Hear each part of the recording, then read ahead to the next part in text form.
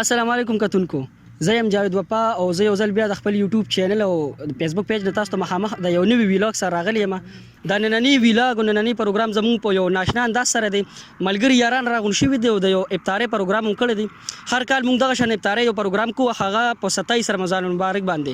خو چونکې دې ځل زموږ یو ملګری زموږ یو دوست د چوټې د کموالي په وجه باندې چې کم دی نو موږ د خپل پروګرام نن دې ځل رامخکې کوو. وکاس بای زموږ یو خاص ملګری، یو خاص ورور بای دی د اسلام آباد روان دی. د په وجه باندې موږ د پروګرام نن ارینج کو او ټول راغون شوي او دغه یو غوښتنه ده چې څومره زموږ کتونکو دي چې په ټولو کې د مینه محبت راشي او دغه شان یووالي را یوځای کی او چې کم دین او دغه شان پروګرامونه را جوړ کی.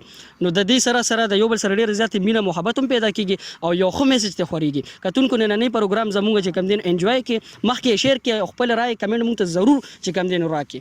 ډیره مننه.